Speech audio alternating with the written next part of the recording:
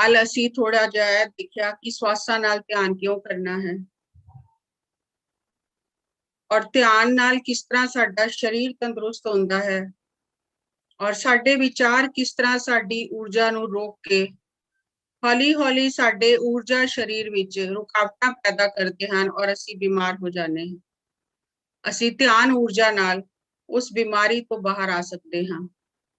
आज असी थोड़ा जिहा इस ते विचार करांगे कि नींद और ध्यान विच की फर्क है और ध्यान विज्ञान दे 3 नियम की हन और 40 दिन ही ध्यान असी जो करन वास्ते कहंदे हां कि 40 दिन लगातार ध्यान करो, तो 40 दिन का की विज्ञान है। क्यों कहा जाता है कि 40 दिन बिना नागा लगातार ध्यान करो।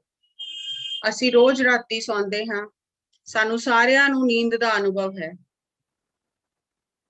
कई बार बहुत अच्छी नींद आती है, कई बार बिल्कुल नींद नहीं आती।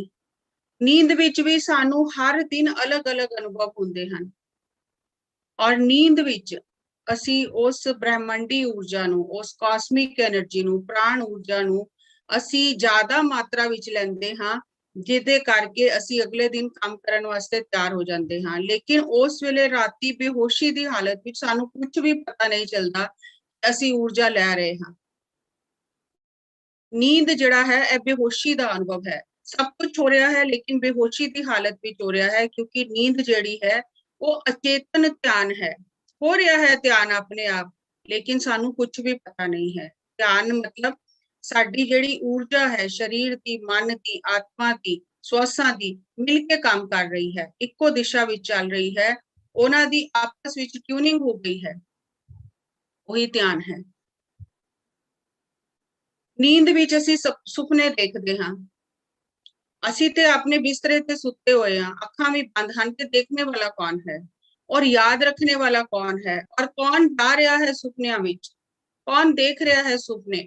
वो जिहड़ा साडा सूक्ष्म शरीर है, वो इस शरीर तो बाहर जाके कई जगह ते घूम के आंदा है, कई जगह तो कईयां नाल मिल के आंदा है, कई तरह के सुपने वेखदा है और कई बारी विग्यानिक ये कहते हैं कि सुपने की अवस्था विच सानू अपने जीवन च चल रही समस्या का समाधान भी मिल जाता है।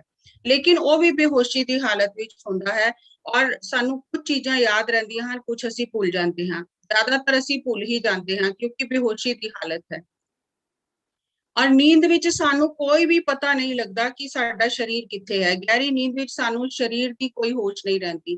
कई बार तुसी अनुभव किया होगा कि राती असीं पासा भी नहीं पलटिया और सवेरे असीं कहने आ कि इन्नी गहरी नींदर आई कि पासा भी नहीं पलटिया, ते दर्द हो रहा है। क्यों नहीं पलटिया पासा? क्योंकि इन्नी गहरी नींद विच असीं सी कि सानू शरीर की भी सुध बुध नहीं रही और नींद विच असीं समय तो पार चले जाते हाँ, अपना हंकार साडा खत्म हो जाता है।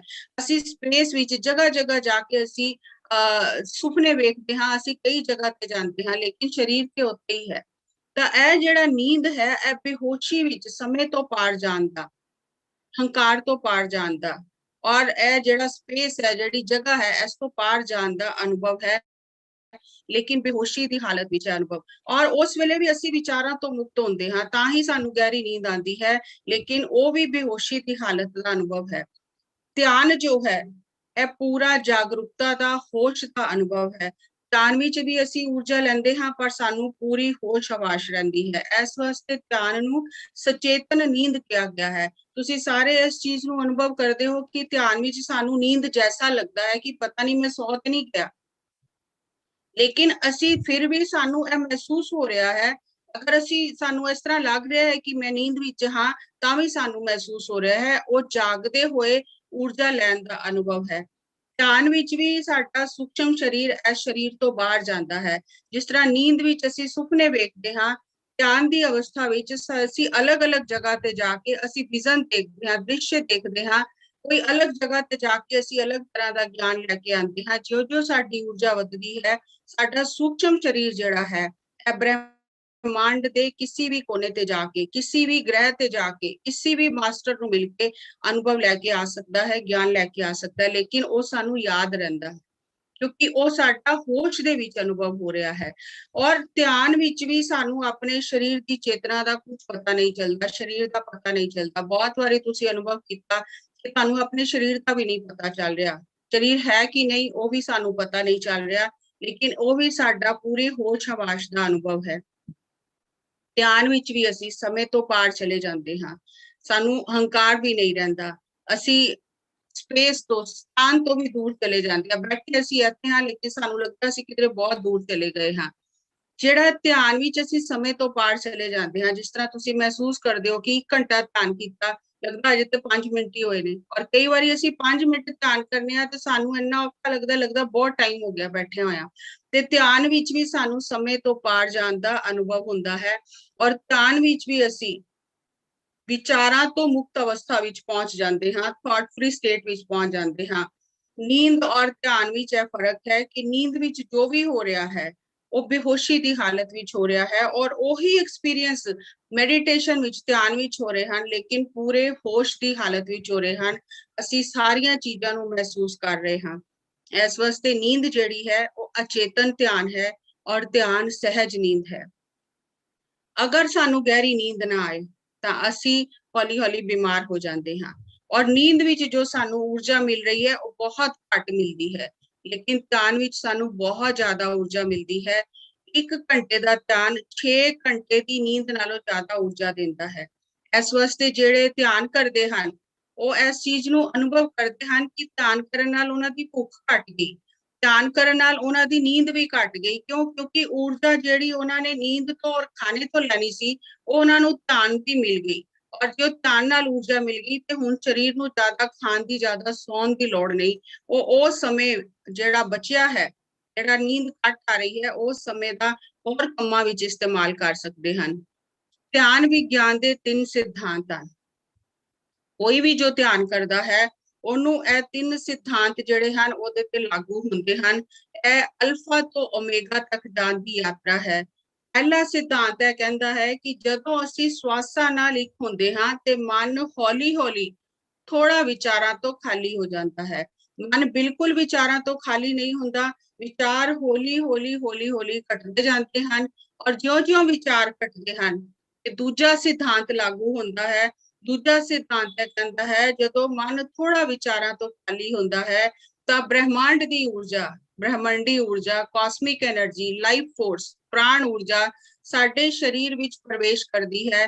ਸਾਡਾ ਜਿਹੜਾ ਪੱਥਰ ਜਿਹਾ ਸਖਤ ਮਨ ਹੈ ਉਹ ਧਿਆਨ ਕਰਨ ਨਾਲ, ਸਵਾਸਾਂ ਨਾਲ ਜੁੜਨ ਨਾਲ ਬਿਲਕੁਲ ਸਪੰਜ ਦੀ ਤਰ੍ਹਾਂ ਹੋ ਜਾਂਦਾ ਹੈ। ਜਿਸ ਤਰ੍ਹਾਂ ਸਪੰਜ ਹੁੰਦਾ ਹੈ ਉਹ ਆਪਣੇ ਆਸ-ਪਾਸ ਦਾ ਸਾਰਾ ਪਾਣੀ ਸੋਖ ਲੈਂਦਾ ਹੈ, ਲੇਕਿਨ ਪੱਥਰ ਪਾਣੀ ਨਹੀਂ ਸੋਖਦਾ। ਸਾਡਾ ਜਿਹੜਾ ਇਹ ਪੱਥਰ ਵਰਗਾ ਮਨ ਹੈ, ਜੋ ਬਹੁਤ ਸਖਤ ਔਰ ਕਠੋਰ ਮਨ ਹੈ, ਸਵਾਸਾਂ ਨਾਲ ਇੱਕ ਹੋ ਕੇ ਸਪੰਜ ਜਿਹਾ ਬਣ ਜਾਂਦਾ ਹੈ, ਔਰ ਜਿਉਂ ਹੀ ਇਹ ਮਨ ਸਪੰਜ ਵਰਗਾ ਬਣਦਾ ਹੈ ਤਾਂ ਬ੍ਰਹਿਮੰਡ ਦੀ ਊਰਜਾ ਨੂੰ ਆਪਣੇ ਆਪ ਹੀ ਸੋਖ ਲੈਂਦਾ ਹੈ। ਔਰ ਤੀਜਾ ਸਿਧਾਂਤ ਲਾਗੂ ਹੁੰਦਾ ਹੈ ਕਿ ਜਦੋਂ ਸਰੀਰ ਔਰ ਮਨ ਵਿੱਚ ਭਰਪੂਰ ਮਾਤਰਾ ਵਿੱਚ ਊਰਜਾ ਆ ਜਾਂਦੀ ਹੈ ਬ੍ਰਹਿਮੰਡ ਦੀ, ਤਾਂ ਸਾਡੀ ਤੀਜੀ ਅੱਖ ਔਰ ਅੰਦਰੂਨੀ ਸ਼ਕਤੀਆਂ ਜਿਹੜੀਆਂ ਹਨ ਉਹ ਜਾਗਰੂਕ ਹੋ ਜਾਂਦੀਆਂ ਹਨ, ਜਾਗ ਜਾਂਦੀਆਂ ਹਨ। ਔਰ ਜੋ ਸਾਡੇ ਅੰਦਰ ਦੀਆਂ ਸ਼ਕਤੀਆਂ ਜਾਗਦੀਆਂ ਹਨ, ਅਸੀਂ 5 ਇੰਦਰੀਆਂ ਤੋਂ ਪਰੇ ਦਾ ਜਿਹੜਾ ਗਿਆਨ ਹੈ, ਜਿਹਨੂੰ ਇੰਟਿਊਸ਼ਨ ਕਿਹਾ ਜਾਂਦਾ ਹੈ, ਗਟ ਫੀਲਿੰਗ ਕਿਹਾ ਜਾਂਦਾ ਹੈ, ਅੰਤਰ ਪ੍ਰਗਟਾ ਕਿਹਾ ਜਾਂਦਾ ਹੈ, ਆਤਮਾ ਦੀ ਆਵਾਜ਼ ਕਿਹਾ ਜਾਂਦਾ ਹੈ, ਉਹ ਜਿਹੜੀਆਂ ਸ਼ਕਤੀਆਂ ਸਾਡੀਆਂ ਜਾਗਦੀਆਂ ਹਨ ਉਹ ਫਿਰ ਸਾਡੇ ਜੀਵਨ ਦਾ ਜਿਹੜਾ ਜੀਣ ਦਾ ਤਰੀਕਾ ਹੈ ਉਹ ਬਦਲ ਦਿੰਦੀਆਂ ਹਨ। ਕਿ ਅਸੀਂ ਹੁਣ ਕੇਵਲ 5 ਇੰਦਰੀਆਂ ਦੇ ਗਿਆਨ ਨਾਲ ਹੀ ਨਹੀਂ ਚੱਲ ਰਹੇ, ਅਸੀਂ ਪਰਮਾਤਮਾ ਦੇ, ਆਤਮਾ ਦੇ ਗਿਆਨ ਨਾਲ ਚੱਲ ਰਹੇ ਹਾਂ। ਤੇ ਜਿਉਂ-ਜਿਉਂ ਅਸੀਂ ਉਸ ਗਿਆਨ ਨਾਲ ਚੱਲਦੇ ਹਾਂ ਸਾਡੇ ਜੀਵਨ ਦੀ ਗੁਣਵੱਤਾ ਬਦਲ ਜਾਂਦੀ ਹੈ, ਸਾਡੇ ਜੀਵਨ ਜੀਣ ਦਾ ਤਰੀਕਾ ਬਦਲ ਜਾਂਦਾ ਹੈ। ਹੁਣ ਵੀ ਅਸੀਂ ਖਾ ਰਹੇ ਹਾਂ, ਉਸ ਤੋਂ ਬਾਅਦ ਵੀ ਅਸੀਂ ਊਰਜਾ ਲੈਣ ਤੋਂ ਬਾਅਦ ਵੀ ਖਾਂਦੇ ਹਾਂ, ਕੱਪੜੇ ਪਾਉਂਦੇ ਹਾਂ, ਸੰਸਾਰ ਵਿੱਚ ਰਹਿੰਦੇ ਹਾਂ, ਲੇਕਿਨ ਉਹਦਾ ਤਰੀਕਾ ਬਦਲ ਜਾਂਦਾ ਹੈ। ਫਿਰ ਸਾਨੂੰ ਹਰ ਚੀਜ਼ ਆਨੰਦ ਦੇਣ ਲੱਗ ਜਾਂਦੀ ਹੈ। ਤਾਂ ਜੋ ਵੀ ਕੋਈ ਧਿਆਨ ਕਰਦਾ ਹੈ, ਕਿਸੇ ਵੀ ਦੇਸ਼ ਦਾ ਬੰਦਾ ਹੋਵੇ, ਕਿਸੇ ਵੀ ਜਾਤੀ ਦਾ ਹੋਵੇ, ਕਿਸੇ ਵੀ ਧਰਮ ਦਾ ਬੰਦਾ ਹੋਵੇ, ਜਿਹੜਾ ਆਪਣੇ ਸਵਾਸਾਂ ਨਾਲ ਜੁੜਦਾ ਹੈ, ਹੌਲੀ ਹੌਲੀ ਉਹਦਾ ਮਨ ਵਿਚਾਰਾਂ ਤੋਂ ਖਾਲੀ ਹੁੰਦਾ ਹੈ। ਜਿਉਂ-ਜਿਉਂ ਮਨ ਵਿਚਾਰਾਂ ਤੋਂ ਖਾਲੀ ਹੁੰਦਾ ਹੈ, ਆਪਣੇ ਆਪ ਹੀ ਬ੍ਰਹਿਮੰਡ ਦੀ ਊਰਜਾ ਨੂੰ ਸੋਖ ਲੈਂਦਾ ਹੈ, ਲੈ ਲੈਂਦਾ ਹੈ। ਔਰ ਜੋ ਬ੍ਰਹਿਮੰਡ ਦੀ ਊਰਜਾ ਅੰਦਰ ਜਾਂਦੀ ਹੈ, ਸਾਡੀਆਂ ਅੰਦਰੂਨੀ ਸ਼ਕਤੀਆਂ ਜਾਗ ਜਾਂਦੀਆਂ ਹਨ। ਇਹ 3 ਸਿਧਾਂਤ ਹਨ। ਜਿਹੜਾ ਵੀ ਧਿਆਨ ਕਰਦਾ ਹੈ ਇਹ ਤਿੰਨੋਂ ਚੀਜ਼ਾਂ ਉਹਦੇ ਤੇ ਲਾਗੂ ਹੁੰਦੀਆਂ ਹਨ। ਹੁਣ ਅਸੀਂ ਜੋ ਸਵਾਸਾਂ ਨਾਲ ਧਿਆਨ ਕਰਦੇ ਹਾਂ, ਕਿਉਂਕਿ ਸਵਾਸ ਜਿਹੜੇ ਹਨ ਇਹ परमात्मा दा दूत है, देवदूत है। और ਇਹ परमात्मा दे नगर दी, परमात्मा दे राज दी सानू श्वास ही खबर देंदे हन। श्वास जेड़े हन ਇਹ साइंस है कहती है कि एल्कलाइन क्षारीय गुण है इन्हां दा। ਜਿਹੜੇ ਸਾਡੀਆਂ ਨੈਗੇਟਿਵ ਇਮੋਸ਼ਨ ਹਨ, ਜਿਹੜੇ ਸਾਡੀਆਂ ਭਾਵਨਾਵਾਂ ਹਨ, ਜਿਹੜੇ ਸਾਡੇ ਨਕਾਰਾਤਮਕ ਵਿਚਾਰ ਹਨ, ਉਹ ਐਸਿਡਿਕ क्षारीय ਹਨ ਨੇਚਰ ਵਿੱਚ। और जो जो साडे शरीर विच एसिड बदता है सानू बीमारियां लग जांदियां हन। लेकिन अगर साडा शरीर एल्कलाइन रहे, क्षारीय रहे, नॉर्मल रहे, जिहदे अंदर ज्यादा एसिड ना होवे जरूरत तो असी स्वस्थ रहंदे हां। ते यह विज्ञान सिद्ध कर दिता है कि जिहड़ा साडा श्वास है ਉਹ ਸਾਡੇ ਅੰਦਰ ਦੇ ਜਿਹੜੇ ਨਕਾਰਾਤਮਕ ਭਾਵ ਔਰ ਭਾਵਨਾਵਾਂ ਹਨ, ਜਿਹੜੀਆਂ ਇਮੋਸ਼ਨਸ ਹਨ, ਉਹ ਜਿਹੜਾ ਐਸਿਡ ਬਣਦਾ ਹੈ ਜਿਹੜੇ ਨਕਾਰਾਤਮਕ ਭਾਵਨਾ ਨਾਲ ਔਰ ਵਿਚਾਰਾਂ ਨਾਲ, ਉਹਨੂੰ ਹੌਲੀ ਹੌਲੀ ਸਵਾਸ ਜਿਹੜੇ ਹਨ ਬਦਲ ਦਿੰਦੇ ਹਨ ਔਰ ਉਹਨੂੰ क्षारीय ਕਰ ਦਿੰਦੇ ਹਨ, ਐਲਕਲਾਈਨ ਕਰ ਦਿੰਦੇ ਹਨ, ਕਿਉਂਕਿ ਸਵਾਸਾਂ ਦਾ ਜਿਹੜਾ ਗੁਣ ਹੈ ਉਹ ਐਲਕਲਾਈਨ ਹੈ। ਔਰ ਜੋ ਅਸੀਂ ਸਵਾਸਾਂ ਨਾਲ ਜੁੜਦੇ ਹਾਂ, ਇਹ ਇੱਕ ਲਿੰਕ ਹੈ। किदे नाल लिंक करता है? शरीर, मन और आत्मा नू जोड़ के रखने वाली कड़ी श्वास है। नोन रियलिटीज और अननोन रियलिटीज, मतलब इस लोक दियां और परलोक दियां खबरां सानू श्वास दिंदा है। ਇਹ ਜਿਹੜੇ श्वास ਹਨ सानू साडी व्यक्तिगत चेतना तो, सीमित चेतना तो, साडे चेतन मन दी चेतना तो बाहर कढ के सानू उस ब्रह्मांड दी चेतना नाल, परमात्मा दी चेतना नाल जोड़ दिंदे हन, लोक परलोक दी खबर दिंदे हन। ਇਹ कड़ी है श्वास। और जिस दिन ਇਹ कड़ी टूट जाती है, आत्मा शरीर नू छड़ देंदी है, साडा धरती नाल नाता खत्म हो जाता है। और जिस दिन ये कड़ी टूट जाती है, फिर साडा जीवन खत्म हो जाता है। ते जब तक ये कड़ी जुड़ी हुई है, असी जो चाहिए ना श्वासां कोलों असी प्राप्त कर सकते हां, पा सकते हां। हुण एक दिन विच विज्ञान है कहता है सानू 60,000 विचार आते हैं। हुण वो 60,000 विचार साडे दिमाग नू इन्ना भारी कर दिंदे हन कि सानू अपने सिर दा बोझ उठाना ही मुश्किल हो जाता है। असी हमेशा सिर दर्द और माइग्रेन इस तरह दी समस्या, तनाव विच रहिंदे हां, अपने सिर दा बोझ ही नहीं उठा सकते, क्योंकि इन्ने विचार हो गए हैं।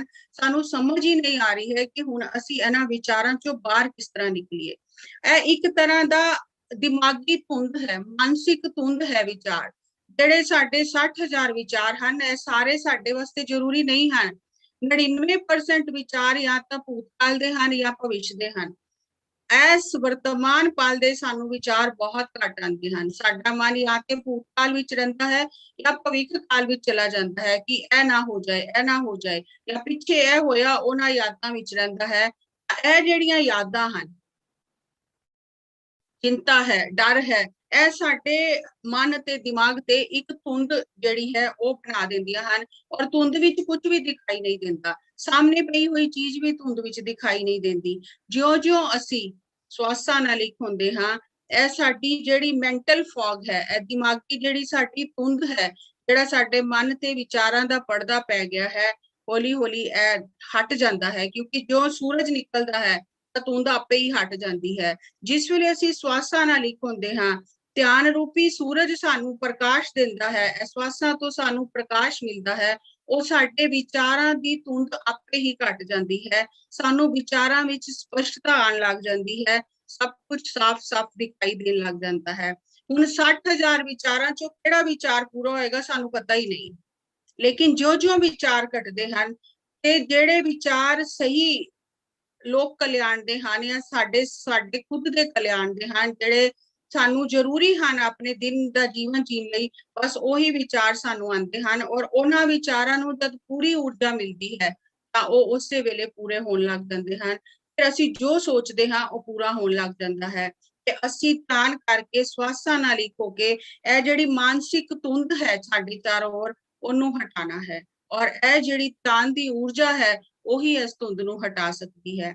ਹੁਣ ਅਸੀਂ ਇਸ ਗੱਲ ਤੇ ਵਿਚਾਰ ਕਰਾਂਗੇ ਕਿ 40 दिन ही ध्यान क्यों करना है, लगातार 40 दिन क्यों करना है, क्यों कोई नागा नहीं पाना। ਅੱਜ ਵਿਗਿਆਨ ਇਹ ਕਹਿੰਦਾ ਹੈ ਕਿ ਅੱਜ ਜਿਹੜੀ ਅਸੀਂ ਰੋਟੀ ਖਾਧੀ ਹੈ ਉਹ 40 दिन ਸਾਡੇ ਸਰੀਰ ਵਿੱਚ ਕੰਮ ਕਰਦੀ ਹੈ। ਸਾਨੂੰ ਲੱਗਦਾ ਅਸੀਂ ਰੋਟੀ ਖਾਧੀ ਹੈ ਤੇ ਬਸ ਕੰਮ ਖਤਮ ਹੋ ਗਿਆ, 2.5 ਘੰਟੇ ਵਿੱਚ ਸਾਡੀ ਰੋਟੀ ਹਜਮ ਹੋ ਗਈ, ਜੋ ਉਹਦਾ ਫੋਕ ਸੀ ਉਹ ਸਰੀਰ ਤੋਂ ਬਾਹਰ ਆ ਗਿਆ, ਤੇ ਫਿਰ ਸਾਨੂੰ ਭੁੱਖ ਲੱਗ ਗਈ, ਅਸੀਂ ਫਿਰ ਰੋਟੀ ਖਾ ਲਈ ਤੇ ਕੰਮ ਖਤਮ ਹੋ ਗਿਆ। ਨਹੀਂ, ਕੰਮ ਖਤਮ ਨਹੀਂ ਹੁੰਦਾ। ਸਰੀਰ ਉਸ ਜਿਹੜੀ ਅਸੀਂ ਰੋਟੀ ਖਾਧੀ ਹੈ, ਜੋ ਸਾਡੇ ਅੰਦਰ ਚਲੀ ਗਈ ਹੈ ਪੇਟ ਦੇ, ਉਹਦੇ ਤੇ ਸਰੀਰ 40 ਦਿਨ ਲਗਾਤਾਰ ਕੰਮ ਕਰਦਾ ਰਹਿੰਦਾ ਹੈ। ਕਿਸ ਤਰ੍ਹਾਂ ਕਿ ਅਸੀਂ ਜੋ ਸਖਤ ਸੋਲਿਡ ਰੋਟੀ ਖਾਧੀ, ਭੋਜਨ ਜੋ ਵੀ ਅਸੀਂ ਦਾਲ ਚਾਵਲ ਜੋ ਵੀ ਅਸੀਂ ਖਾਧਾ, ਉਹ ਜੋ ਹੀ ਸਾਡੇ ਪੇਟ ਵਿੱਚ ਜਾਂਦਾ ਹੈ, ਪੇਟ ਵਿੱਚ ਬਹੁਤ ਸਾਰੇ ਐਂਜ਼ਾਈਮਸ, ਕੈਮੀਕਲਸ, ਐਸਿਡ ਜਿਹੜੇ ਹਨ ਉਹ ਰਿਲੀਜ਼ ਹੁੰਦੇ ਹਨ, ਤਾਂ ਉਹ ਰੋਟੀ ਨੂੰ ਉਹ ਲਿਕੁਇਡ ਵਿੱਚ, ਉਹ ਤਰਲ ਪਦਾਰਥ ਵਿੱਚ ਬਦਲ ਦਿੰਦੇ ਹਨ। ਔਰ ਫਿਰ ਉਹ ਜਿਹੜਾ ਤਰਲ ਬੰਦਾ ਹੈ, ਉਹ ਜਿਹੜਾ ਜੂਸ ਬੰਦਾ ਹੈ, ਉਹ ਸਾਡੇ ਸਰੀਰ ਵਿੱਚ ਹੀ ਇਸ ਤਰ੍ਹਾਂ ਦੇ ਕਈ ਫਿਲਟਰ ਲੱਗੇ ਹੋਏ ਹਨ ਜਿਹੜੇ ਉਹਨੂੰ ਛਾਣਦੇ ਹਨ, ਤੇ ਉਹ ਜਿਹੜਾ ਫੋਕ ਨਿਕਲਦਾ ਹੈ ਉਹ ਸਾਡੇ ਸਰੀਰ ਚੋਂ ਗੰਦਗੀ ਦੀ ਤਰ੍ਹਾਂ ਬਾਹਰ ਨਿਕਲ ਜਾਂਦਾ ਹੈ। ਹੁਣ ਉਹ ਜਿਹੜਾ ਛਾਨਿਆ ਹੋਇਆ, ਉਹ ਜਿਹੜਾ ਲਿਕੁਇਡ ਬਣਿਆ ਹੈ, ਉਹ ਜਿਹੜਾ ਤਰਲ ਪਦਾਰਥ ਬਣਿਆ ਹੈ, ਜੂਸ ਬਣਿਆ ਹੈ ਉਸ ਖਾਣੇ ਦਾ, ਉਹ ਜਿਹੜਾ ਜੂਸ ਹੈ ਉਹਦੇ ਵਿੱਚੋਂ ਫਿਰ ਸਾਡਾ ਖੂਨ ਬਣਦਾ ਹੈ, ਫਿਰ ਸਾਡੇ ਮਸਲਸ ਬਣਦੇ ਹਨ, ਸਾਡੀਆਂ ਹੱਡੀਆਂ ਬਣਦੀਆਂ ਹਨ, ਬੋਨ ਮੈਰੋ ਬਣਦਾ ਹੈ, ਸਪਰਮ ਬਣਦੇ ਹਨ, ਸਾਡੀ ਸਕਿਨ ਬਣਦੀ ਹੈ। ਔਰ ਸਭ ਤੋਂ ਮਹੀਨ ਜਿਹੜਾ ਖਾਣੇ ਦਾ ਹਿੱਸਾ ਹੈ, ਜਿਹੜੀ ਉਹਦੀ ਊਰਜਾ ਹੈ ਜੋ ਸਾਨੂੰ ਅੱਖਾਂ ਨਾਲ ਦਿਖਾਈ ਨਹੀਂ ਦਿੰਦੀ, ਉਹ ਸਾਡਾ ਆਭਾ ਮੰਡਲ ਬਣਦਾ ਹੈ। ਹੁਣ ਅਗਰ ਸਾਨੂੰ ਕੋਈ ਖੂਨ ਦੀ ਵਿੱਚ ਸਾਡੇ ਕੋਈ ਗੜਬੜ ਹੋ ਜਾਂਦੀ ਹੈ, ਤਾਂ ਖੂਨ ਜਿਹੜਾ ਹੈ ਉਹ ਲਿਕੁਇਡ ਤੋਂ ਜੋ ਰਫ ਬਣਿਆ ਹੈ, ਰਫ ਤੋਂ ਫਿਰ ਖੂਨ ਬਣਿਆ ਹੈ, ਤਾਂ ਖੂਨ ਬਹੁਤ ਨੇੜੇ ਹੈ। ਮਤਲਬ ਖੂਨ ਵਿੱਚ ਅਗਰ ਕੋਈ ਖਰਾਬੀ ਹੋਈ ਹੈ, ਉਹਨੂੰ ਜਲਦੀ ਠੀਕ ਕੀਤਾ ਜਾ ਸਕਦਾ ਹੈ। ਲੇਕਿਨ ਅਗਰ ਉਹੀ ਕੋਈ ਖਰਾਬੀ ਸਾਡੀ ਸਕਿਨ ਵਿੱਚ ਹੋ ਗਈ ਹੈ, ਤਾਂ ਸਕਿਨ ਬਹੁਤ ਥੱਲੇ ਆ ਕੇ, ਕਿਉਂਕਿ ਹੌਲੀ ਹੌਲੀ ਛੰਦੇ ਛੰਦੇ ਉਹ ਸਕਿਨ ਤੱਕ ਪਹੁੰਚਿਆ ਹੈ, ਤਾਂ ਉਹ ਸਕਿਨ ਦੀ ਜਿਹੜੀ ਸਾਡੀ ਸਮੱਸਿਆ ਹੈ ਕੋਈ, ਉਹਨੂੰ ਠੀਕ ਹੋਣ ਵਿੱਚ ਬਹੁਤ ਟਾਈਮ ਲੱਗਦਾ ਹੈ। ਕਿਉਂਕਿ ਅਗਰ ਅਸੀਂ ਦੇਖੀਏ ਤਾਂ ਇਹ ਜਿਹੜਾ ਸੋਲਿਡ ਅਸੀਂ ਖਾਣਾ ਖਾਤਾ ਹੈ, ਇਹਨੂੰ ਲਿਕੁਇਡ ਕਿੰਨੇ ਬਣਾਇਆ? ਊਰਜਾ ਨੇ ਬਣਾਇਆ, ਅਸੀਂ ਕੁਝ ਨਹੀਂ ਕੀਤਾ। ਉਸ ਊਰਜਾ ਨੇ ਉਸ ਲਿਕੁਇਡ ਵਿੱਚੋਂ, ਜੂਸ ਵਿੱਚੋਂ ਖੂਨ ਬਣਾਇਆ, ਉਹਦੇ ਵਿੱਚੋਂ ਉਹਨੇ ਸਾਡੀਆਂ ਮਾਸਪੇਸ਼ੀਆਂ ਬਣਾਈਆਂ, ਸਾਡੀਆਂ ਹੱਡੀਆਂ ਬਣਾਈਆਂ। ਇਹ ਸਾਰਾ ਕੰਮ ਕੌਣ ਕਰ ਰਿਹਾ ਹੈ? ਊਰਜਾ ਹੀ ਕਰ ਰਹੀ ਹੈ। ਔਰ ਜਿਹਦੇ ਅੰਦਰ ਦੀ ਊਰਜਾ ਘਟ ਜਾਂਦੀ ਹੈ, ਤਾਂ ਡਾਕਟਰ ਕਹਿੰਦੇ ਹਨ ਇਹਨੂੰ ਖਾਣਾ ਨਹੀਂ ਦੇਣਾ, ਇਹਨੂੰ ਲਿਕੁਇਡ ਦਿਓ। ਲਿਕੁਇਡ ਵੀ ਬੰਦ ਕਰ ਦਿੰਦੇ ਹਨ ਕਿ ਇਹਦੇ ਅੰਦਰ ਖਾਣਾ ਪਚਾਉਣ ਦੀ ਸ਼ਕਤੀ ਨਹੀਂ ਹੈ। ਇਹਦਾ ਮਤਲਬ ਖਾਣਾ ਸਾਨੂੰ ਸ਼ਕਤੀ ਨਹੀਂ ਦੇ ਰਿਹਾ। ਉਹ ਖਾਣਾ ਜਿਸ ਵੇਲੇ ਸਾਡੇ ਅੰਦਰ ਦੀ ਊਰਜਾ ਪਚਾਏਗੀ, ਤਾਂ ਉਹ ਖਾਣਾ ਸਾਨੂੰ ਸ਼ਕਤੀ ਦੇਗਾ। ਤੇ ਅਸੀਂ ਉਹ ਜੋ ਖਾਣਾ ਹੈ ਸਾਡਾ, ਉਹ ਊਰਜਾ ਹੀ ਪਚਾ ਰਹੀ ਹੈ, ਔਰ ਊਰਜਾ ਹੀ ਸਾਰਾ ਕੰਮ ਕਰ ਰਹੀ ਹੈ। ਇਸ ਵਾਸਤੇ ਜਦੋਂ ਸਾਡੀ ਊਰਜਾ ਘਟ ਜਾਂਦੀ ਹੈ, ਤਾਂ ਸਾਨੂੰ ਖਾਣਾ ਵੀ ਨਹੀਂ ਪਚਦਾ। ਤੇ 40 ਦਿਨਾਂ ਵਿੱਚ ਇਹ ਪੂਰਾ ਸਾਈਕਲ ਕੰਪਲੀਟ ਹੁੰਦਾ ਹੈ। ਅਸੀਂ ਲਿਕੁਇਡ ਤੋਂ ਔਰਾ ਦੀ ਸਟੇਜ ਤੱਕ 40 ਦਿਨ ਵਿੱਚ ਸਾਡਾ ਖਾਣਾ ਜਿਹੜਾ ਹੈ ਉਹ ਕੰਮ ਕਰਦਾ ਹੈ। ਹੁਣ ਜਿਸ ਤਰ੍ਹਾਂ ਅਸੀਂ ਸਾਡੇ ਅੱਜ ਨਵੇਂ ਸੈੱਲ ਬਣੇ, ਅਸੀਂ ਅੱਜ ਧਿਆਨ ਕੀਤਾ ਔਰ ਅਸੀਂ ਜੋ ਖਾਧਾ ਪੀਤਾ, ਸਾਡੇ ਨਵੇਂ ਸੈੱਲ ਸਰੀਰ ਦੇ ਬਣੇ। ਹਰ ਦਿਨ ਸਰੀਰ ਦੇ ਪੁਰਾਣੇ ਸੈੱਲ ਸਰੀਰ ਤੋਂ ਬਾਹਰ ਜਾ ਰਹੇ ਨੇ, ਤੇ ਜਿਹੜੇ ਨਵੇਂ ਸੈੱਲ ਨੇ ਹਰ ਦਿਨ ਨਵੇਂ ਸੈੱਲ ਬਣ ਰਹੇ ਨੇ। ਹੁਣ ਅੱਜ ਜਿਹੜੇ ਸੈੱਲ ਬਣੇ ਨੇ ਔਰ ਕੱਲ ਜਿਹੜੇ ਸੈੱਲ ਬਣਨਗੇ, ਤੇ ਜਿਹੜੇ ਜਾ ਰਹੇ ਨੇ ਸੈੱਲ, ਜਿਹੜੇ ਸਰੀਰ ਤੋਂ ਬਾਹਰ ਜਾ ਰਹੇ ਨੇ ਸੈੱਲ, ਉਹ ਨਵੇਂ ਸੈਲਸ ਜਿਹੜੇ ਨੇ ਉਹਨਾਂ ਨੂੰ ਇਨਫੋਰਮੇਸ਼ਨ ਦੇ ਕੇ ਜਾਂਦੇ ਨੇ, ਉਹਨਾਂ ਨੂੰ ਦੱਸ ਕੇ ਜਾਂਦੇ ਨੇ ਕਿ ਇਹ ਸਰੀਰ ਵਿੱਚ ਇਹ ਕੰਮ ਚੱਲ ਰਿਹਾ ਹੈ, ਤੁਸੀਂ ਇਹ ਕਰਨਾ ਹੈ। ਇਸ ਤਰ੍ਹਾਂ ਉਹ ਸੈੱਲ ਤੋਂ ਸੈੱਲ ਜਿਹੜੀ ਕਮਿਊਨੀਕੇਸ਼ਨ ਹੁੰਦੀ ਹੈ, ਉਹ ਇੱਕ ਚੇਨ ਬਣ ਜਾਂਦੀ ਹੈ। ਹੁਣ ਅਗਰ ਅਸੀਂ 20 ਦਿਨ ਧਿਆਨ ਕੀਤਾ ਔਰ 21ਵੇਂ ਦਿਨ ਅਸੀਂ ਧਿਆਨ ਕਰਨਾ ਭੁੱਲ ਗਏ, ਤਾਂ ਉਹ ਔਰ 20 ਔਰ 21 ਦਿਨ ਵਿੱਚ ਜਿਹੜੇ ਸੈੱਲ ਬਣੇ, ਉਹਨਾਂ ਦੀ ਆਪਸ ਵਿੱਚ ਕੋਈ ਗੱਲਬਾਤ ਨਹੀਂ ਹੋਈ, ਤਾਂ ਉਹ ਜਿਹੜਾ ਲਿੰਕ ਸੀ ਉਹ ਟੁੱਟ ਗਿਆ। ਇਸ ਵਾਸਤੇ ਹੁਣ ਸਾਨੂੰ ਫਿਰ ਇੱਕ ਤੋਂ ਸ਼ੁਰੂ ਕਰਨਾ ਪਏਗਾ, ਕਿਉਂਕਿ ਉਹ ਲਿੰਕ ਟੁੱਟ ਗਿਆ। ਜਿਸ ਤਰ੍ਹਾਂ ਅਸੀਂ ਅਗਰ ਇਹਨੂੰ ਸੌਖੇ ਤਰੀਕੇ ਨਾਲ ਸਮਝੀਏ, ਤਾਂ ਅਸੀਂ ਦੇਖਦੇ ਹਾਂ ਹਸਪਤਾਲਾਂ ਵਿੱਚ ਦੇਖਦੇ ਹਾਂ ਕਿ ਪੇਸ਼ੈਂਟ ਦੀ ਜਿਹੜਾ ਦੇਖ ਰੇਖ ਕਰ ਰਹੇ ਹਨ ਡਾਕਟਰ ਨਰਸ ਜੋ ਵੀ ਹਨ, ਤੇ ਉਹ ਜਿਸ ਵੇਲੇ ਉਹਨਾਂ ਦੀ ਡਿਊਟੀ ਬਦਲਦੀ ਹੈ, ਜਿਹੜਾ ਨਵਾਂ ਡਾਕਟਰ ਔਰ ਨਰਸ ਆਉਂਦੇ ਹਨ, ਉਹ ਆਉਣ ਵਾਲੇ ਨੂੰ ਸਾਰਾ ਸਮਝਾ ਕੇ ਜਾਂਦੇ ਹਨ, ਇਹ ਦਵਾਈਆਂ ਦੇ ਦਿੱਤੀਆਂ ਹਨ, ਇਹ ਚੀਜ਼ ਖਵਾ ਦਿੱਤੀ ਹੈ, ਇਹ ਰਹਿ ਗਿਆ ਹੈ, ਇਹ ਮੈਂ ਇੰਨਾ ਕਰ ਦਿੱਤਾ ਹੈ, ਅੱਗੋਂ ਤੁਸੀਂ ਇੱਥੋਂ ਸ਼ੁਰੂ ਕਰਨਾ ਹੈ। ਇਸੇ ਤਰ੍ਹਾਂ ਸਾਡੇ ਅੰਦਰ ਦਾ ਸਿਸਟਮ ਹੈ ਕਿ ਹਾਂ, ਜਾਣ ਵਾਲੇ ਜਿਹੜੇ ਸੈੱਲ ਹਨ ਸਰੀਰ ਤੋਂ ਬਾਹਰ, ਆਉਣ ਵਾਲੇ ਜਿਹੜੇ ਸੈੱਲ ਹਨ, ਉਹਨਾਂ ਨੂੰ ਉਹ ਇਨਫੋਰਮੇਸ਼ਨ ਦੇ ਕੇ ਜਾਂਦੇ ਹਨ ਕਿ ਇਹ ਸਰੀਰ ਦੇ ਅੰਦਰ ਕੀ ਚੱਲ ਰਿਹਾ ਹੈ। ਤੇ ਉਹ ਜੋ ਲਿੰਕ ਅਗਰ ਬਣਿਆ ਰਹੇ 40 ਦਿਨ ਲਗਾਤਾਰ, ਤੇ 40 ਦਿਨ ਵਿੱਚ ਸਾਡੇ ਸਰੀਰ ਦੇ ਪੂਰੇ ਸੈੱਲ ਇੱਕ ਵਾਰੀ ਚੇਂਜ ਹੋ ਜਾਂਦੇ ਹਨ। ਤੇ ਇਸ ਵਾਸਤੇ ਕੋਈ ਵੀ ਨਵੀਂ ਆਦਤ ਬਣਾਉਣ ਲਈ ਸਾਨੂੰ ਉਸ ਆਦਤ ਨੂੰ ਛੱਡਣ ਲਈ 20 ਦਿਨ ਲੱਗਦੇ ਹਨ, ਔਰ ਨਵੀਂ ਆਦਤ ਨੂੰ ਬਣਾਉਣ ਲਈ 20 ਦਿਨ ਹੋਰ ਲੱਗਦੇ ਹਨ। ਤਾਂ ਇਹ 40 ਦਿਨ ਦਾ ਵਿਗਿਆਨ ਹੈ। ਇਸ ਵਾਸਤੇ ਅਗਰ ਅਸੀਂ 40 ਦਿਨ ਲਗਾਤਾਰ ਧਿਆਨ ਕਰਨੇ ਹਾਂ, ਤਾਂ ਸਹੀ ਮਾਇਨੇ ਵਿੱਚ ਸਾਨੂੰ ਪਤਾ ਚੱਲਦਾ ਹੈ ਕਿ ਸਾਡੇ ਅੰਦਰ ਕੀ ਬਦਲਾਅ ਹੋ ਰਿਹਾ ਹੈ। ਬਹੁਤ ਸਾਰੇ ਲੋਕ ਧਿਆਨ ਕਰਦੇ ਹਨ, 10 ਦਿਨ ਕੀਤਾ ਫਿਰ ਛੱਡ ਦਿੱਤਾ ਕਿ ਕੋਈ ਬਦਲਾਅ ਨਹੀਂ ਹੋ ਰਿਹਾ। ਕੋਈ ਲੋਕ 30-35 ਦਿਨ ਧਿਆਨ ਕੀਤਾ ਫਿਰ ਉਦਾਸ ਹੋ ਕੇ ਛੱਡ ਦਿੱਤਾ ਕਿ ਕੋਈ ਬਦਲਾਅ ਨਹੀਂ ਹੋ ਰਿਹਾ। ਲੇਕਿਨ ਲਗਾਤਾਰ 40 ਦਿਨ ਧਿਆਨ ਕਰਨ ਨਾਲ ਹੀ ਤੁਹਾਨੂੰ ਪਤਾ ਚੱਲੇਗਾ ਕਿ ਤੁਹਾਡੇ ਅੰਦਰ ਕੀ ਬਦਲਾਅ ਹੋ ਰਿਹਾ ਹੈ। ਇਹ ਲਗਾਤਾਰ ਜਿਸ ਵੇਲੇ ਅਸੀਂ 40 ਦਿਨ ਧਿਆਨ ਕਰਨੇ ਹਾਂ ਤਾਂ ਸਾਨੂੰ ਪਤਾ ਚੱਲਦਾ ਹੈ ਕਿ ਸਾਡੇ ਜਿਹੜੇ ਅੰਦਰ ਦੇ ਸੈੱਲ ਹਨ ਉਹ ਕਿਸ ਤਰ੍ਹਾਂ ਬਦਲ ਕੇ ਨਵੀਂ ਇਨਫੋਰਮੇਸ਼ਨ ਉਹਨਾਂ ਨੇ ਗ੍ਰਹਿਣ ਕੀਤੀ ਹੈ ਤੇ ਉਹਦੇ ਅਨੁਸਾਰ ਉਹ ਕੰਮ ਕਰ ਰਹੇ ਹਨ। ਫਿਰ ਸਾਨੂੰ ਉਹ ਇੱਕ ਸਵਾਦ ਆਉਣ ਲੱਗ ਜਾਂਦਾ ਹੈ ਉਸ ਚੀਜ਼ ਦਾ। ਤੇ ਇਸ ਵਾਸਤੇ 40 ਦਿਨ ਜੋ ਹਨ ਧਿਆਨ ਕਰਨਾ ਬਹੁਤ ਜ਼ਰੂਰੀ ਹੈ। ਔਰ ਚਾਲੀਸਾ ਹਰ ਇੱਕ ਧਰਮ ਦੇ ਲੋਕ ਇਸ ਚਾਲੀਸੇ ਨੂੰ ਕਰਦੇ ਹਨ। 40 ਦਿਨ ਦਾ ਬਹੁਤ ਗਹਿਰਾ ਵਿਗਿਆਨ ਹੈ। ਅਗਰ ਤੁਸੀਂ 39 ਦਿਨ ਕੋਈ ਚਾਲੀਸਾ ਕੀਤਾ ਹੈ ਔਰ ਤੁਸੀਂ ਇੱਕ ਦਿਨ ਭੁੱਲ ਗਏ ਤਾਂ ਫਿਰ ਤੁਸੀਂ ਅਗਲੇ ਦਿਨ ਉਹ ਇੱਕ ਦਿਨ ਕਰਕੇ 40 ਦਿਨ ਪੂਰੇ ਨਹੀਂ ਗਿਣ ਸਕਦੇ, ਤੁਸੀਂ ਫਿਰ ਇੱਕ ਤੋਂ ਸ਼ੁਰੂ ਕਰਨਾ ਹੈ। ਤਾਂ ਪਹਿਲੇ ਸਮਝ ਨਹੀਂ ਸੀ ਆਂਦੀ ਕਿ ਇਹ ਕਿਉਂ ਇਸ ਤਰ੍ਹਾਂ ਕਿਉਂ ਕਰਨਾ, ਇੱਕ ਦਿਨ ਹੋਰ ਕਰ ਲਿਆ 40 ਪੂਰੇ ਹੋ ਗਏ। ਲੇਕਿਨ ਫਿਰ ਜਿਸ ਟਾਈਮ ਇਹ ਸਾਇੰਸ ਦੀ ਸਮਝ ਆਈ ਕਿ ਹਾਂ 40 ਦਿਨ ਕਰਨਾ ਕਿਉਂ ਜ਼ਰੂਰੀ ਹੈ, ਕਿਉਂਕਿ ਉਹ ਜਿਹੜਾ ਲਿੰਕ ਬਣਿਆ ਹੈ ਸਿਰ ਤੋਂ ਲੈ ਕੇ ਪੈਰ ਤੱਕ ਜਿਹੜੇ ਸੈੱਲ ਸਾਡੇ ਨਵੇਂ ਬਣੇ ਹਨ ਉਹਨਾਂ ਵਿੱਚ ਉਹ ਲਿੰਕ ਜਿਹੜਾ ਹੈ ਉਹ ਟੁੱਟ ਗਿਆ ਹੈ। ਇਸ ਵਾਸਤੇ 40 ਦਿਨ ਧਿਆਨ ਕਰਨਾ ਲਗਾਤਾਰ ਜ਼ਰੂਰੀ ਹੈ। ਔਰ ਅਗਰ ਅਸੀਂ ਬਾਹਰ ਦੇ ਚੀਜ਼ਾਂ ਨਾਲ, ਖਾਣੇ ਨਾਲ, ਦਵਾਈਆਂ ਨਾਲ ਆਪਣੇ ਆਪ ਨੂੰ ਠੀਕ ਕਰਨਾ ਚਾਹੁੰਦੇ ਹਾਂ, ਜਦ ਤੱਕ ਸਾਡੇ ਅੰਦਰ ਦੀ ਊਰਜਾ ਕੰਮ ਨਹੀਂ ਕਰੇਗੀ ਤਦ ਤੱਕ ਉਹ ਦਵਾਈ ਵੀ ਅਸਰ ਨਹੀਂ ਕਰੇਗੀ। ਤੁਸੀਂ ਕਈ ਵਾਰੀ ਦੇਖਿਆ ਡਾਕਟਰ ਕਹਿ ਦਿੰਦਾ ਦਵਾਈ ਮਾਫਕ ਨਹੀਂ ਆ ਰਹੀ, ਕਿਉਂ? ਕਿਉਂਕਿ ਅੰਦਰ ਦੀ ਊਰਜਾ ਉਸ ਚੀਜ਼ ਨੂੰ ਪ੍ਰੋਸੈਸ ਨਹੀਂ ਕਰ ਰਹੀ, ਉਹਦੇ ਤੇ ਕੰਮ ਨਹੀਂ ਕਰ ਰਹੀ, ਇਸ ਵਾਸਤੇ ਦਵਾਈ ਮਾਫਕ ਨਹੀਂ ਆ ਰਹੀ। ਤੇ ਅਗਰ ਅਸੀਂ ਕੇਵਲ ਊਰਜਾ ਨੂੰ ਵਧਾ ਕੇ ਆਪਣੇ ਆਪ ਨੂੰ ਠੀਕ ਕਰਨਾ ਚਾਹੀਏ ਤਾਂ ਤੁਹਾਨੂੰ ਇਹ ਜਾਣ ਕੇ ਬਹੁਤ ਹੈਰਾਨੀ ਹੋ ਸਕਦਾ ਹੈ ਹੋਵੇ ਕਿ ਕੇਵਲ 6 ਸਕਿੰਟ ਵਿੱਚ ਸਾਡਾ ਇੱਕ ਸਵਾਸ ਪੂਰੇ ਸਰੀਰ ਦਾ ਚੱਕਰ ਲਗਾ ਲੈਂਦਾ ਹੈ। ਸਿਰ ਤੋਂ ਲੈ ਕੇ ਪੈਰ ਤੱਕ 6 ਸਕਿੰਟ ਵਿੱਚ ਪੂਰੇ ਸਰੀਰ ਦਾ ਚੱਕਰ ਲਗਾ ਲੈਂਦਾ ਹੈ। ਔਰ ਉਹ 6 ਸਕਿੰਟ ਵਿੱਚ ਇੰਨਾ ਜ਼ਿਆਦਾ ਸਰੀਰ ਵਿੱਚ ਕੰਮ ਹੁੰਦਾ ਹੈ ਕਿ ਅਸੀਂ ਉਹਦੀ ਕਲਪਨਾ ਵੀ ਨਹੀਂ ਕਰ ਸਕਦੇ। ਸਾਡਾ ਸਵਾਸ ਅੰਦਰ ਗਿਆ, ਉੱਤੇ ਦੇ ਸਾਰੇ ਅੰਗ ਹਨ ਉਹਨਾਂ ਨੂੰ એનર્ਜੀ ਦਿੱਤੀ, ਦੂਜੇ ਸਕਿੰਟ ਵਿੱਚ ਸਾਡੇ ਥੱਲੇ ਦਾ ਜੋ ਹਿੱਸਾ ਹੈ ਸਰੀਰ ਦਾ, ਗਲੇ ਤੋਂ ਥੱਲੇ ਪੇਟ ਤੱਕ, ਉਹਨੂੰ ਊਰਜਾ ਦਿੱਤੀ, ਤੀਜੇ ਸਕਿੰਟ ਵਿੱਚ ਉਹ ਥੱਲੇ ਪੂਰੇ ਪੈਰ ਤੱਕ ਗਿਆ, ਪੂਰੇ ਇੱਕ ਇੱਕ ਸੈੱਲ ਨੂੰ ਊਰਜਾ ਦਿੱਤੀ, ਔਰ ਚੌਥੇ ਸਕਿੰਟ ਵਿੱਚ ਉਹ ਸਰੀਰ ਤੋਂ ਬਾਹਰ ਨਿਕਲਣੇ ਦੀ ਤਿਆਰੀ ਕਰਦਾ ਹੈ ਔਰ ਇੱਕ ਵਾਰੀ ਨਾਭੀ को लाके ठहरता है ਜਿਹਨੂੰ ਠਹਿਰਾਵ ਕਿਹਾ ਜਾਂਦਾ ਹੈ। ਔਰ ਫਿਰ ਉੱਥੋਂ 5ਵੇਂ ਸਕਿੰਟ ਜਿਸ ਵੇਲੇ ਬਾਹਰ ਆਉਣ ਲੱਗਦਾ ਹੈ ਤਾਂ ਸਰੀਰ ਵਿੱਚੋਂ ਜੋ ਜੋ ਉਹਨੇ ਅਸ਼ੁੱਧੀਆਂ ਇਕੱਠੀਆਂ ਕੀਤੀਆਂ ਹਨ ਉਹ 6ਵੇਂ ਸਕਿੰਟ ਵਿੱਚ ਸਰੀਰ ਤੋਂ ਲੈ ਕੇ ਬਾਹਰ ਚਲਾ ਜਾਂਦਾ ਹੈ। ਅਗਰ ਅਸੀਂ ਸਵਾਸਾਂ ਨਾਲ ਇੱਕ ਹੋ ਜਾਂਦੇ ਹਾਂ ਤੇ ਅਸੀਂ ਬਹੁਤ ਹੀ ਸੌਖੇ ਤਰੀਕੇ ਨਾਲ ਆਪਣੀ ਊਰਜਾ ਨੂੰ ਵਧਾ ਸਕਨੇ ਹਾਂ ਤੇ ਸਾਡੇ ਸਰੀਰ ਵਿੱਚ ਜਿਹੜੇ ਟੌਕਸਿਨਸ ਇਕੱਠੇ, ਜਿਹੜੇ ਵਿਸ਼ਾਲੇ ਪਦਾਰਥ ਇਕੱਠੇ ਹੋ ਜਾਂਦੇ ਹਨ ਉਹਨਾਂ ਨੂੰ ਅਸੀਂ ਸਰੀਰ ਤੋਂ ਬਾਹਰ ਬਹੁਤ ਆਸਾਨੀ ਨਾਲ ਕੱਢ ਸਕਦੇ ਹਾਂ। ਅਸੀਂ ਕੁਝ ਨਹੀਂ ਕਰਨਾ, ਅਸੀਂ ਸਵਾਸਾਂ ਨਾਲ ਇੱਕ ਹੋਣਾ ਹੈ ਤੇ ਸਵਾਸਾਂ ਨਾਲ ਇੱਕ ਹੋ ਕੇ ਹੀ ਅਸੀਂ ਪੂਰਾ ਸਾਡਾ ਜਿਹੜਾ ਪ੍ਰਾਣ ਊਰਜਾ ਹੈ ਜਿਹੜੀ ਸਵਾਸਾਂ ਨਾਲ ਸਰੀਰ ਦੇ ਅੰਦਰ ਜਾਣੀ ਹੈ ਉਹਨੂੰ ਲੈਂਦੇ ਹਾਂ ਔਰ ਉਹ ਪ੍ਰਾਣ ਊਰਜਾ ਆਪਣੇ ਆਪ ਸਾਡੇ ਸਰੀਰ ਦੇ ਵਿਸ਼ਾਲੇ ਜਿਹੜੇ ਪਦਾਰਥ ਇਕੱਠੇ ਹੋ ਜਾਂਦੇ ਹਨ ਉਹਨਾਂ ਨੂੰ ਬਾਹਰ ਕੱਢ ਦਿੰਦੀ ਹੈ। ਅੱਜ ਵਿਗਿਆਨ ਇਹ ਕਹਿੰਦਾ ਹੈ ਕਿ 70% ਜਿਹੜੇ ਸਾਡੇ ਸਰੀਰ ਦੇ ਵਿਸ਼ਾਲੇ ਪਦਾਰਥ ਹਨ ਉਹ ਕੇਵਲ ਜਾਂਦੇ ਹੋਏ ਸਵਾਸ ਜੋ ਬਾਹਰ ਨਿਕਲ ਰਹੇ ਹਨ ਸਵਾਸ ਉਹਨਾਂ ਨਾਲ ਬਾਹਰ ਨਿਕਲਦੇ ਹਨ। 30% ਜਿਹੜੇ ਹਨ ਕੇਵਲ ਸਾਨੂੰ ਅੱਖਾਂ ਨਾਲ ਦਿਖਾਈ ਦਿੰਦੇ ਹਨ ਜੋ ਮਲ ਮੂਤਰ ਦੀ ਰਾਹੀਂ ਸਾਡੇ ਸਰੀਰ ਚੋਂ ਬਾਹਰ ਨਿਕਲਦੇ ਹਨ।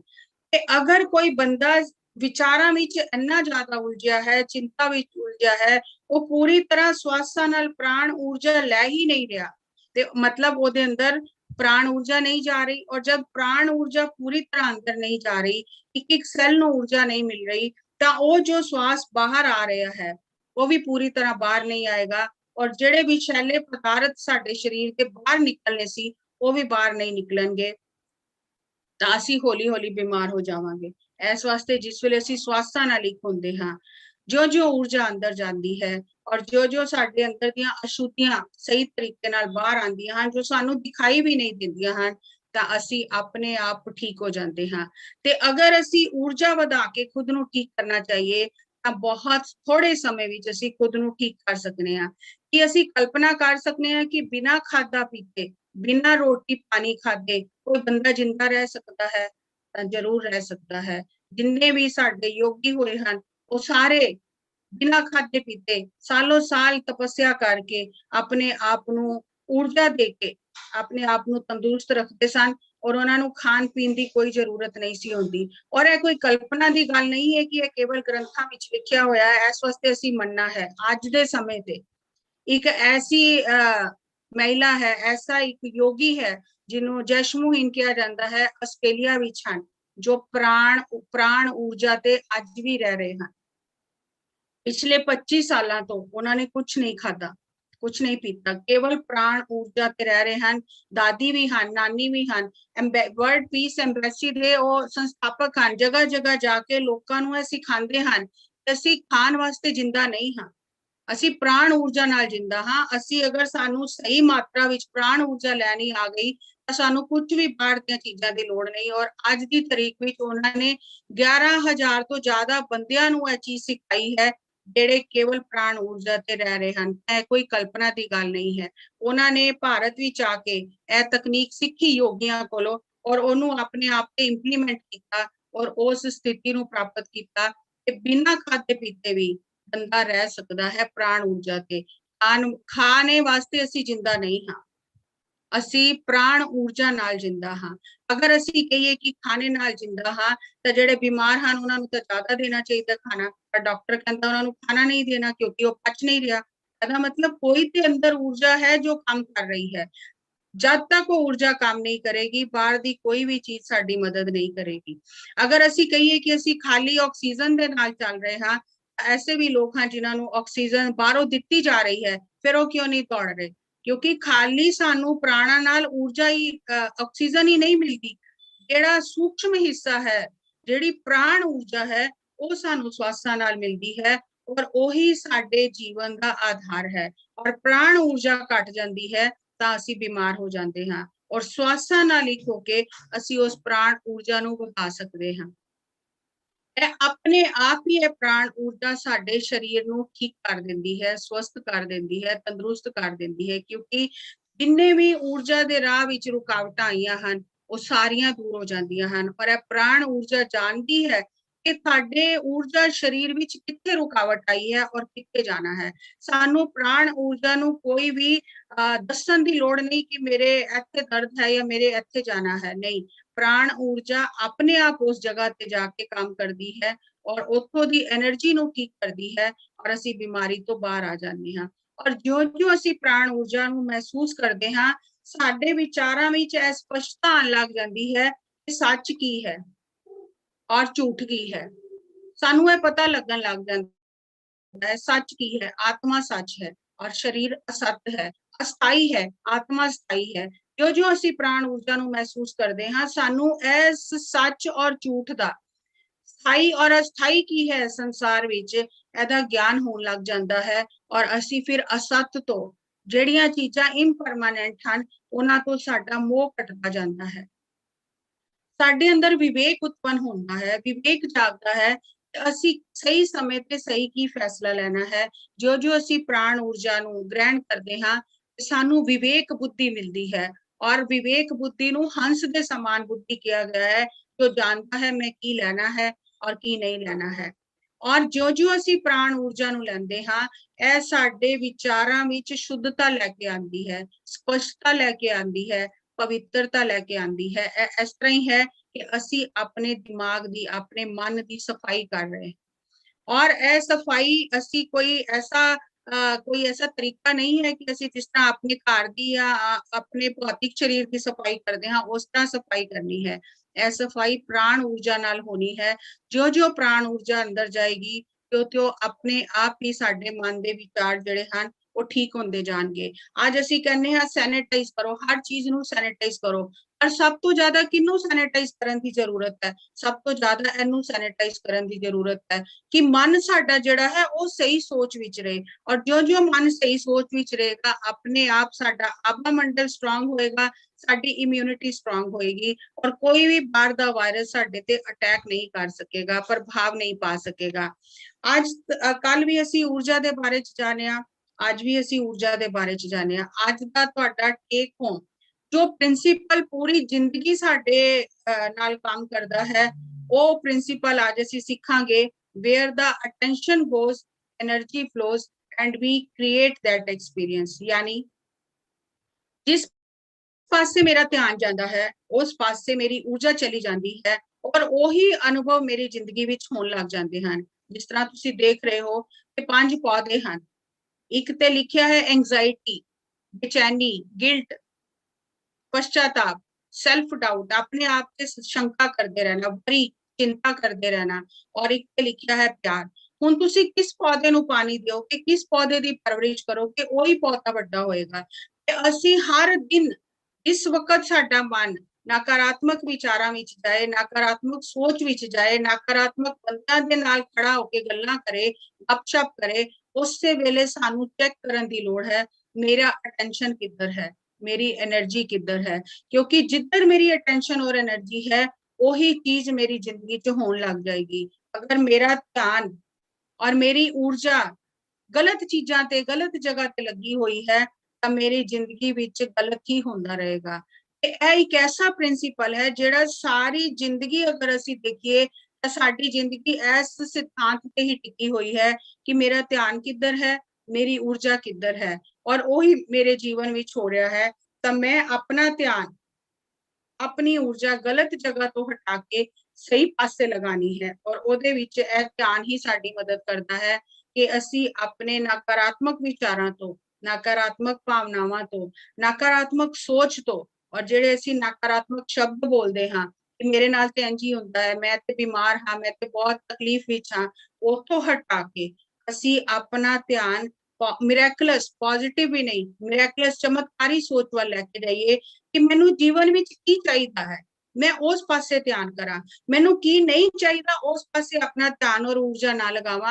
मैनू की चाहिए है मैं उस पासे अपनी ध्यान और ऊर्जा नू लेके जावा कि अपने आप मेरे जीवन में जो अनुभव होने लग जाएंगे। जिस टाइम तुहाडा ध्यान गलत पासे जाए, एक सेकंड स्टॉप, खड़े हो जाओ, रुक जाओ, मेरा ध्यान किधर जा रहा है, मेरी ऊर्जा किधर जा रही है। यही होने लग जाएगा कि मैं चाहता हाँ ऐ होए, नहीं चाहता ते उत्थों ध्यान और ऊर्जा नू हटा लेना है। और साडे कोल ए बहुत वधिया चाबी है कि हटाना किस तरह है। उसे वेले अखां बंद करके अपने श्वासां नू महसूस करो और श्वासां दी ऊर्जा नाल उत्थों अपना ध्यान और ऊर्जा हटा के पॉजिटिव पासे, चमत्कारी पासे लेके आओ। तुहानू जीवन च जो चाहिदा है उस पौधे नू पानी दिओ, जो नहीं चाहिदा उस पौधे नू पानी ना दिओ, ओनू ऊर्जा ना दिओ। उधर अपना ध्यान ना रखो जो नहीं चाहिदा, जो चाहिदा है उस पासे अपना ध्यान करो। और जो असीं ध्यान करदे हां साडे आभा मंडल अपने आप बदल जाता है, जिस तरह तुसी पिक्चर च देख रहे हो। और साडे अंदर दे जेड़े चक्कर हन, जेड़ा 7 कहे जांदे हन, चक्कर बहुत सारे हन पर कॉमन जो बहुत मशहूर हन 7 चक्कर कहे जांदे हन। जो असीं श्वासां नाल लीक होंदे हां, अपने आप ही आभा मंडल ठीक हो जाता है और अपने आप ही चक्कर जेड़े हन उस अपनी सही अवस्था विच आ जाते हैं। सानू कुछ अलग करन दी लोड़ नहीं, सिर्फ असीं श्वासां नाल ही हो के अपने आप नू पूरी तरह नाल अंदरों जेड़े साडे अंदर दे शरीर हन और जेड़े साडा बाहर दा भौतिक शरीर है ओनू तंदुरुस्त और स्वस्थ रख सकने हां। और आज ते WHO ने भी यह कह दिता है, जो उन्होंने हेल्थ की डेफिनेशन दी है कि हेल्थ केवल शारीरिक हेल्थ नहीं है, हेल्थ दी जड़ जेड़ी है वो आध्यात्मिक है। Health is a matter of spirituality too. ये आध्यात्मिक विषय है। आध्यात्मिक विषय मतलब खाली सानू भौतिक शरीर दा ही ध्यान नहीं रखना, ਇਹਦੇ अंदर जेड़े होर शरीर हन साडे ਉਹਨਾਂ ਤੇ ਸਾਡੀ ਸਿਹਤ ਨਿਰਭਰ ਹੈ। और ਉਹ ਜਿਹੜੀ ਸਿਹਤ ਹੈ ਉਹ ਊਰਜਾ ਨਾਲ ਹੀ ਅਸੀਂ ਠੀਕ ਕਰ ਸਕਦੇ ਹਾਂ। ਜਿਹੜਾ ਸਾਨੂੰ ਇਹ ਭੌਤਿਕ शरीर दिख रहा है ਇਹ केवल ਉਹਦਾ फल है और जड़ ਜਿਹੜੀ है वो अंदर है। जिस तरह पौधे की जड़ है और जिन्नी जड़ मजबूत होती है पौधे के फल उन्ने वधिया निकलते हैं। तो साडी जड़ कित्थे है? साडी जड़ है साडी आत्मा, जिथों यह जीवन चल रहा है। आत्मा ए शरीर रूपी रथ की सारथी है। आत्मा साडी जड़ है और असी उस आत्मा की ऊर्जा नू बताउण लई पानी और खाद कित्थों लैनी है? अपने श्वासां तो लैनी है। और जो साडी जड़ां विच पानी, खाद और ऊर्जा जाएगी त्यों-त्यों ਇਹ ਜਿਹੜੀ ਸਾਡੀ ਬਾਹਰ ਦੀ शारीरिक और मानसिक ਜਿਹੜੀ ਸਾਡੀ ਸਿਹਤ ਤੇ ਜਿਹੜੀ ਸਾਡੀ ਬੁੱਧੀ ਹੈ ਇਹ बहुत ही निखर जाएगी। और ਇਹ ਤਾਂ फल है। और आत्मा जो जड़ है, जड़ां जिन्नियां साडियां मजबूत होणगियां उन्ना ही असी अपने आप नाल जुड़ के रहांगे ਕਿ ਸਾਡਾ ਜਿਹੜਾ ਸਰੀਰਿਕ ਜਿਹੜੀ ਸਾਡੀ ਤੰਦਰੁਸਤੀ ਹੈ, ਮਾਨਸਿਕ ਤੰਦਰੁਸਤੀ ਹੈ, ਬੌਧਿਕ ਸਾਡੀ ਜੋ ਤੰਦਰੁਸਤੀ ਹੈ, ਔਰ ਜਿਹੜੇ ਸਾਡੇ ਰਿਸ਼ਤੇ ਨਾਤੇ, ਜਿਹੜਾ ਸਾਡਾ ਸਮਾਜਿਕ ਤੰਦਰੁਸਤੀ ਹੈ, ਔਰ ਅਧਿਆਤਮਿਕ ਜੋ ਆਤਮਾ ਦਾ ਵਿਕਾਸ ਹੈ, ਉਹ ਸਭ ਹੀ ਬਹੁਤ ਵਧੀਆ ਹੋਣ ਲੱਗ ਜਾਣਗੇ। ਸੋ ਅੱਜ ਅਸੀਂ ਇਹ ਜਾਣਿਆ, ਔਰ ਇੱਕ ਤੁਹਾਨੂੰ ਇੱਕ ਸਟੋਰੀ ਸੁਣਾ ਕੇ ਮੈਂ ਸੈਸ਼ਨ ਕਲੋਜ਼ ਕਰਦੀ ਹਾਂ ਕਿ ਅਸੀਂ ਜਿਸ ਵੇਲੇ ਸਵਾਸਾਂ ਨਾਲ ਇੱਕ ਹੁੰਦੇ ਹਾਂ, ਇਹ ਕੀ ਹੈ ਕਿ ਬਾਲ ਬੁੱਧ ਜਿਹੜੀ ਹੁੰਦੀ ਹੈ ਨਾ, ਉਹ ਬਾਲ ਬੁੱਧ ਹੀ ਪਰਮਾਤਮਾ ਨੂੰ ਪਾਉਣ ਵਾਸਤੇ ਚਾਹੀਦੀ ਹੈ। ਅਸੀਂ ਆਪਣੇ ਸ਼ਬਦਾਂ ਔਰ ਵਿਚਾਰਾਂ ਦੇ ਤਾਲ ਵਿੱਚ ਇੰਨਾ ਜ਼ਿਆਦਾ ਉਲਝ ਗਏ ਹਾਂ। ਅਸੀਂ ਆਏ ਸੀ ਧਰਤੀ ਤੇ, ਕੋਈ ਸ਼ਬਦ ਨਹੀਂ ਸੀ ਸਾਡੇ ਕੋਲ, ਲੇਕਿਨ ਅਸੀਂ ਜਿਸ ਵੇਲੇ ਹੁਣ ਸ਼ਬਦਾਂ ਤੋਂ ਇੰਨਾ ਜ਼ਿਆਦਾ ਉਲਝ ਗਏ, ਅਸੀਂ ਆਪਣੀ ਉਸ ਊਰਜਾ ਤੋਂ ਦੂਰ ਹੋ ਗਏ। ਤੇ ਰਵਿੰਦਰਨਾਥ ਟੈਗੋਰ ਜਿਹੜੇ ਸੀ, ਉਹਨਾਂ ਨੇ ਗੀਤਾਂਜਲੀ ਗ੍ਰੰਥ ਲਿਖਿਆ ਔਰ ਉਹਨਾਂ ਨੂੰ ਨੋਬਲ ਪੁਰਸਕਾਰ ਮਿਲਿਆ।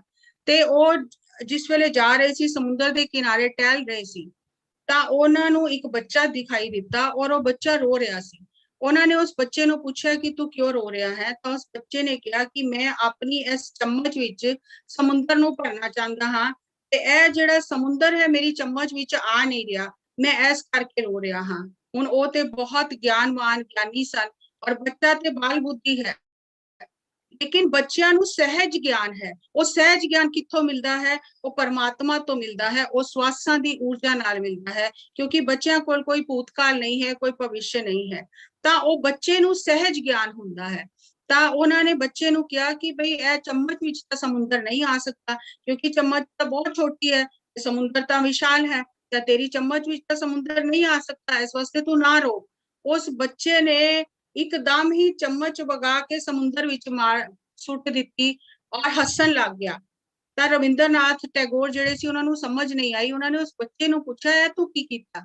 ਤੇ ਉਸ ਬੱਚੇ ਨੇ ਕਿਹਾ ਕਿ ਅਗਰ ਸਮੁੰਦਰ ਚਮਚ ਵਿੱਚ ਨਹੀਂ ਆ ਸਕਦਾ, ਚਮਚ ਤੇ ਸਮੁੰਦਰ ਵਿੱਚ ਜਾ ਸਕਦੀ ਹੈ, ਤਾਂ ਮੈਂ ਆਪਣੀ ਚਮਚ ਸਮੁੰਦਰ 'ਚ ਸੁੱਟ ਦਿੱਤੀ। ਤੇ ਇਸ ਵਾਸਤੇ ਮੈਨੂੰ ਹਾਸਾ ਆ ਗਿਆ ਕਿ ਇਹ ਵੀ ਤੇ ਕੀਤਾ ਜਾ ਸਕਦਾ ਹੈ। ਤਾਂ ਰਵਿੰਦਰਨਾਥ ਟੈਗੋਰ ਜਿਹੜੇ ਸੀ, ਉਹਨਾਂ ਨੇ ਉਸ ਬੱਚੇ ਦੇ ਪੈਰ ਛੂ ਲਏ ਕਿ ਅੱਜ ਤੂੰ ਮੈਨੂੰ ਉਹ ਗਿਆਨ ਦਿੱਤਾ ਜੋ ਮੈਨੂੰ ਗ੍ਰੰਥਾਂ ਨੂੰ ਪੜ੍ਹ ਕੇ ਵੀ ਨਹੀਂ ਮਿਲਿਆ। ਤੇ ਸਾਡੇ ਵਾਸਤੇ ਬਾਹਰੀ ਗਿਆਨ ਜ਼ਰੂਰੀ ਹੈ, ਲੇਕਿਨ ਅਨੁਭਵ ਨਾਲ ਜੋ ਸਾਨੂੰ ਗਿਆਨ ਹੁੰਦਾ ਹੈ, ਉਹ ਸਵਾਸਾਂ ਨਾਲ ਹੀ ਹੁੰਦਾ ਹੈ। ਜਿਉਂ-ਜਿਉਂ ਅਸੀਂ ਸਵਾਸਾਂ ਨਾਲ ਰਹਾਂਗੇ, ਉਹ ਬਾਲ ਬੁੱਧ ਸਾਡੀ ਜਿਹੜੀ ਅਵਸਥਾ ਸਾਡੀ ਖੋ ਚੁੱਕੀ ਹੈ ਬਾਲ ਬੁੱਧ ਦੀ, ਉਹ ਵਾਪਸ ਅਸੀਂ ਪਾ ਸਕਦੇ ਹਾਂ। ਸਵਾਸਾਂ ਨਾਲ ਹੀ ਹੋ ਕੇ, ਉਸ ਊਰਜਾ ਨਾਲ ਹੀ ਹੋ ਕੇ ਅਸੀਂ ਉਸ ਗਿਆਨ ਦਾ, ਪਰਮਾਤਮਾ ਦਾ ਅਨੁਭਵ ਲੈ ਸਕਦੇ ਹਾਂ। ਸੋ ਸਾਰਿਆਂ ਦਾ ਬਹੁਤ ਬਹੁਤ ਧੰਨਵਾਦ ਇਸ ਧਿਆਨ ਸੱਤਰ ਵਿੱਚ ਜੁੜਨ ਲਈ, ਗਿਆਨ ਨੂੰ ਸੁਣਨ ਲਈ। ਸੋ ਬਹੁਤ ਬਹੁਤ ਧੰਨਵਾਦ ਜੀ ਸਾਰਿਆਂ ਦਾ।